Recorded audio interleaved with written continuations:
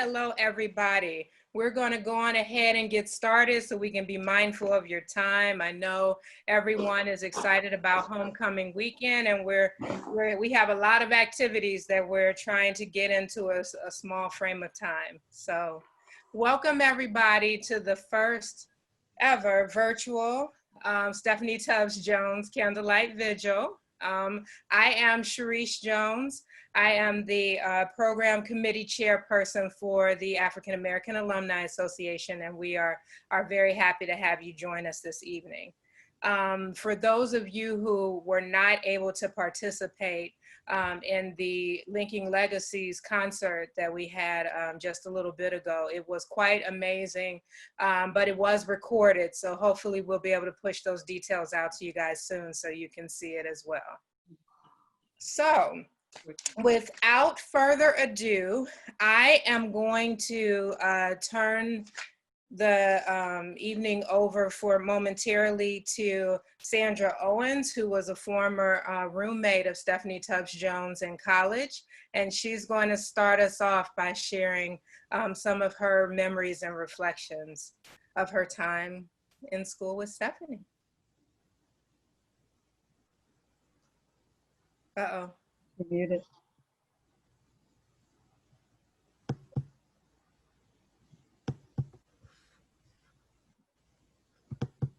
Sorry about that. Good to see everyone. Good evening. I met Stephanie Jane Tubbs as a freshman at Case Western Reserve University in 1967. That was the same year that Case Institute of Technology and Western Reserve merged to become Case Western Reserve. A total of 11 Black women and 2 Black men marked the freshman year that we were there, making the total African American population under 30 people. Stephanie's outgoing personality and leadership skills drew people to her. And soon after arriving on campus, she had a group of us distributing flyers in the surrounding Black neighborhood, promoting the election of Carl Stokes, who was running for mayor of Cleveland that year. It was Stephanie's first real foray into politics, and she maintained a relationship with Carl Stokes and his brother Louis, whose congressional seat she took over 3 decades later. When it was time to be serious, she was. Those were turbulent times, not so much unlike today. The Afro-Am Society took over the president's office to demand courses in Black studies. Even then, she spoke truth to power. The girlfriend knew how to party too. 5 of us freshmen would pile into Stephanie's Bonneville, and wherever she was going, she knew where the parties were and managed to get us back in before curfew. Because, you know, at those times, it was either 12 o'clock or 1 o'clock if you were lucky. But those times were the basis of a lifetime of friendships among all of us. Stephanie was a sociology major, but probably around junior year, she started thinking about law school. She attended and graduated from Case Law School in 1974 and started her career with Cleveland Waterworks. While working there, she married Mervyn Jones in 1976. She got married in November, I got married in December. So our agreement was we weren't going to be in each other's wedding because that was going to be a bit too much. She was elected judge of the municipal court and then served as on the Court of Appeals. Later, she served as prosecutor for Cuyahoga County until she ran for the congressional seat of the retiring Louis Stokes. In the midst of this, before she became a congresswoman, her pride and joy, Mervyn Jones III, was born. And she made every game that she could to see Mervyn play basketball and was a loud cheerer. Even as a freshman in Congress, Stephanie had her eye on serving on the powerful Ways and Means Committee, always intent on income inequality, creating wealth in the Black community, and social justice for all. Stephanie achieved her goal and became a member of the Ways and Means Committee. I have this picture of Stephanie. Let me take these out. If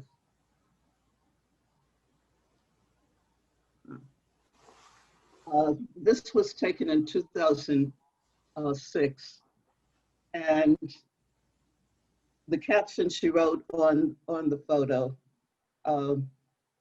it just says it all to me. It says, "Sandy, what a great friendship." Stephanie drew in everyone with her warmth, her infectious laugh, and her generous spirit, and we continue to miss her.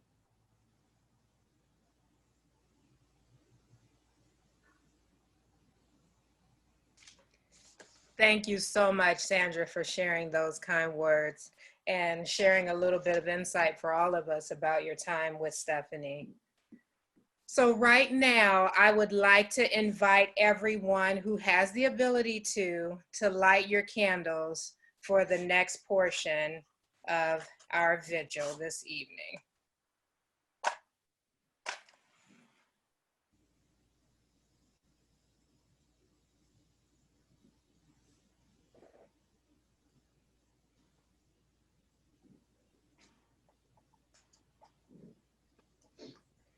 And as the candles are being lit, I found some words on a memorial on the African Burial Ground National Monument in the U.S. National Park Service that I thought would be nice to share with everyone this evening. And those words read, "For all those who were lost, for all those who were stolen, for all those who were left behind, for all those who were not forgotten." And the part that I add to that is, "We remember you." And so in a moment, I just want to open the floor up for anyone to share the names of the individuals that they want to remember as part of this vigil this evening. And then we will close that portion of this event with a tribute to Stephanie Tubbs Jones's legacy that will be offered by Michelle Owens Patterson. And since I have the mic, I just want to start by remembering my aunt, Carolyn Elaine Gregory, who passed away on Monday. And she was up front and center when I graduated from MSAS.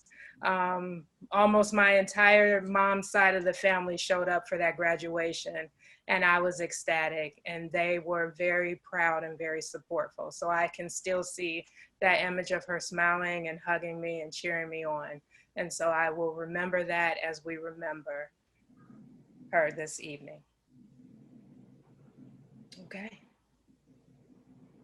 There's no particular order, so. I'll start. This is Vera. Welcome, everyone. I'm so happy to see all of you. Tonight, I'd like to remember my mom. 2020 would have been her 100th birthday.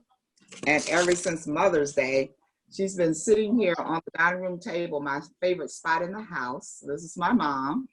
And she's been sitting here looking at me since Mother's Day. I brought her out. She sits on the mantle, and since this is my workstation, I've been having lots of conversations with her, just remembering what a great mom she was. So I remember Mama today, as we often hear the song in a very special way. She took care of 12 children. We were just talking about a couple hours ago, I was in Youngstown, and I said, we always tease her because she was an only child. And her response would be, well, when did you want me to stop, before you or after you? So it was just one of our little pet things we did with her. But I remember her, especially today, as we do this vigil in memory of Tubbs Jones.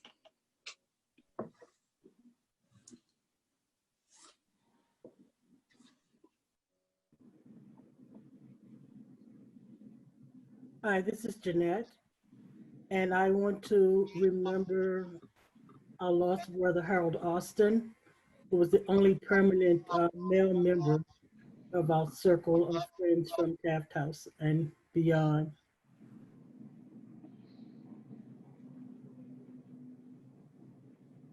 This is Mitch. In addition to Stephanie, I'd like to remember William F. Mayfield. He was known on campus as Bill Mayfield. He died in Pittsburgh in 2012. And we used to go around teasing each other, saying that he was the engineer and I was the architect. And those were the things that we said at his services too, to fondly remember him and make sure that he would not be forgotten. He was a really good brother. So I'm This is Brad. Deborah. Go ahead. Pardon me. I'm sorry, this is Deborah. Didn't want to pull out anyone specific. And then when Mitch mentioned the name, Verice Mason came to mind. And we came into Case together in 70, and we left in 74. And having Sandy and Jeanette and some others playing such a major role, it's a way to say thank you. And Verice's birthday was in March. And so every March I tend to send her a special birthday, and to Michelle and some others. So thank you. So this is Brad. I work with Crystal and Kate in the alumni office. I know some of you on here and some of you I don't. So hello. And I would just want to, since we're talking about people and remembering people, I'd also like for all of us to maybe send some good thoughts to someone on our team right now, who is Tiana Ellington, who is in the hospital and is just not all the tests and scans and everything. The doctors can't really figure out exactly what's going on, but we talked about her some in our board meeting today, and I also wanted to mention her in this forum as well, because I think if you have healing thoughts and positive thoughts and prayers and love and warmth, if you could show it to Tiana tonight, I know she would appreciate it. This is Marilyn Maltzby. I'd like to remember Sheila Love, who was part of that class that graduated in 1975, who always had such an infectious smile as she walked around campus. And so I just wanted to keep her in her memory in our thoughts. Thank you, Marilyn. I was thinking of Sheila as well. This is Irma. Hi, Irma. Hi, so good to see you. I also would like to lift up the memory of Les Thornhill and Blake Chamberlain, Yes. two other members of our class who are no longer with us, but they are in our hearts and mind. I'd like to lift up Linda Berry Wheat. I'd like to lift up my roommate. I was in a quad, so I had lots of roommates, but two of my roommates, Dorothy Thompson Davis, from day one and well beyond graduation, we kept in touch and visited, and I know her kids, and just a great person. So Dorothy Thompson Davis, and then Benita Wiley, who would have us walking all over Cleveland to different churches. She was a real woman of faith, and I just remember them fondly. Good times, good people. Well, really, all the people. We had a family relationship with a lot of our people on campus. So, yeah. Hi, my name is Tiara Thomas, and I just want to lift up Jasmine Jordan. She was a young alumni. I believe she came out the year before I did, so that was 2011. She was always sweet to me. I know she was a member of Delta Sigma Theta, so we just want to lift her up as well. Hi, I'm Marquita Stevens, and my mind automatically went to my parents, both of whom are passed, but my mom especially, because she connected with Stephanie's mom. and they would chop it up some. And in fact, my mom was real crafty, and she made Stephanie's mom a Christmas tree made out of pine cones. That's one of the things that she used to do. It was really pretty. Anyway, I'm remembering her and the ability of Mrs. Tubbs to connect with others. Hi, this is Michelle Felder. I'd like to remember my aunt, Cheryl Felder Scott, who is a graduate of Case Western as well, with her master's and a PhD, as well as my paternal grandmother, her mom, Yvonne Felder Clark, and my great aunt, Emily Bryant.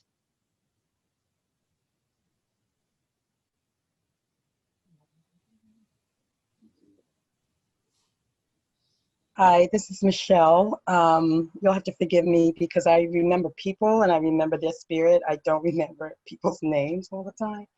But maybe Sandy, you can help me out. I'd like to remember two people. First, my mom, who also would have been 100 in February.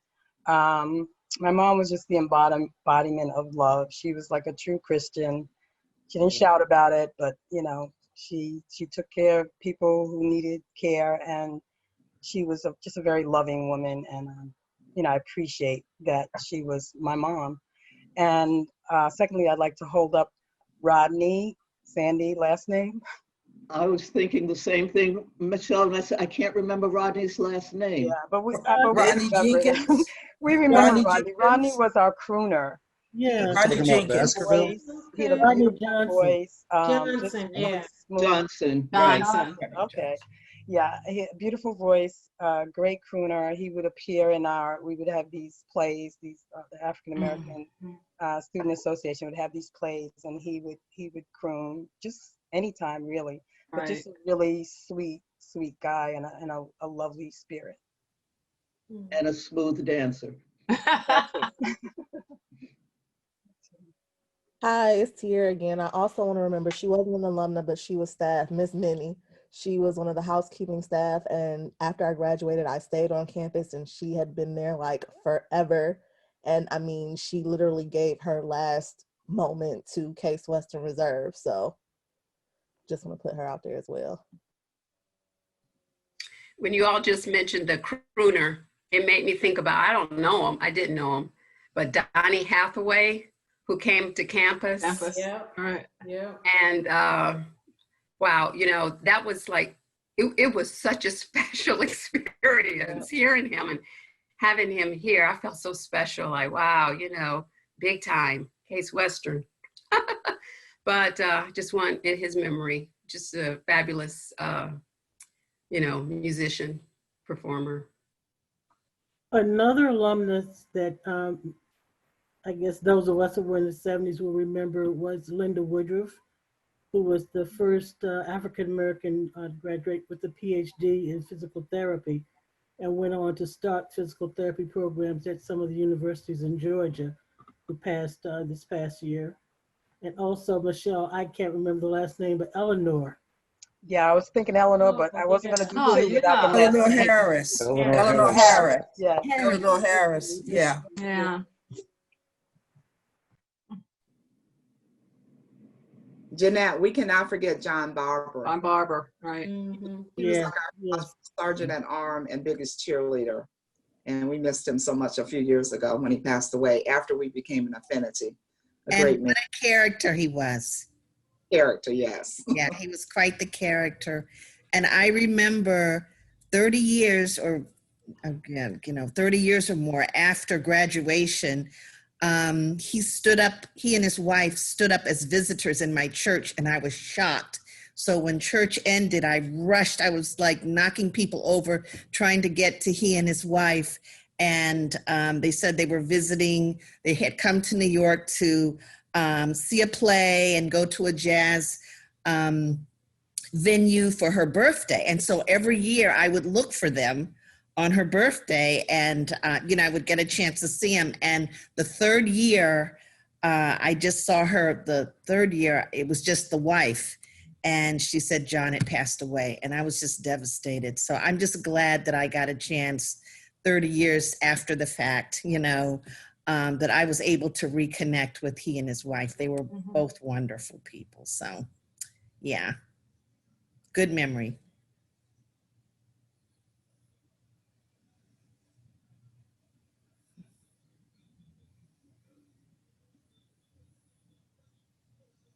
Well, okay. If there are no other reflections at this time, Michelle, if you'd like to share your tribute to Stephanie Tubbs Jones, we would love to participate with you. Okay, I'm gonna read and talk. So with all of these memories of our connections, our family, and our friendship, we are all fortified, I think, to move through and move forward.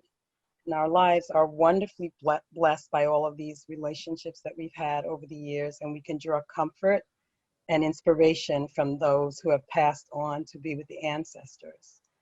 When it comes to Stephanie Tubbs Jones, those of us who knew Stephanie experienced a really rich friendship, and we just gained so much from just knowing her and being in her presence.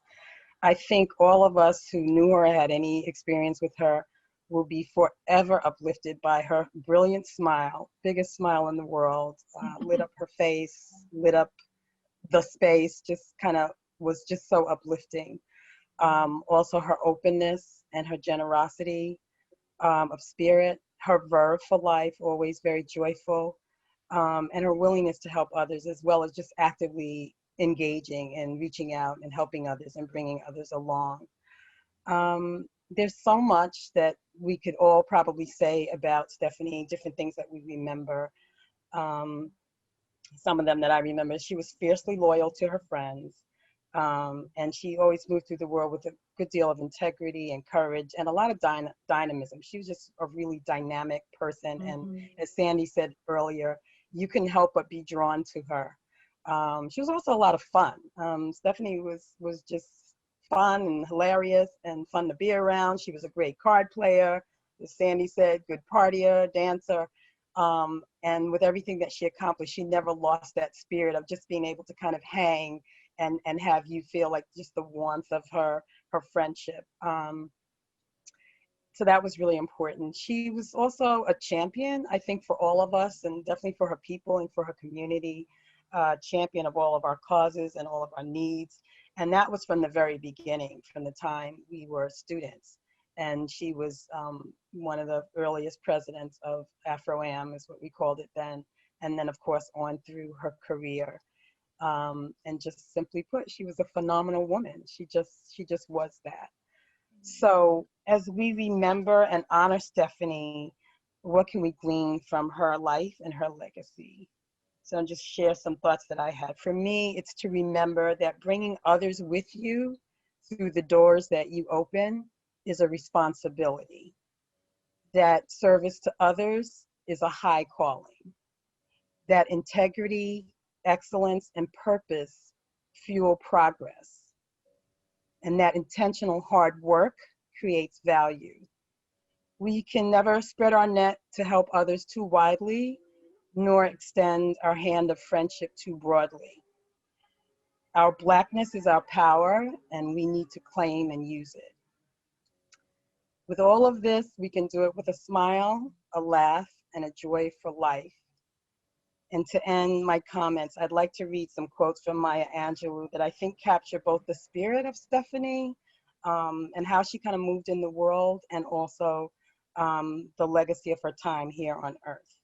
And the quotes go like this: "My mission in life is not merely to survive, but to thrive, and to do so with some passion, some compassion, some humor, and some style." And all of you knew Stephanie knew that Stephanie was one stylish Black woman. She really was. So in the final words of Maya Angelou, I'd just like to say to Stephanie, precious jewel, you glow, you shine, reflecting all the good things in the world. And thank you everyone for sharing this evening with us. We have more events lined up, a combined event tomorrow afternoon. We have a keynote speaker, our awards presentations, and our board meeting, membership meeting that we would like to see everyone present at. And so we hope that you will share a few more hours with us this weekend.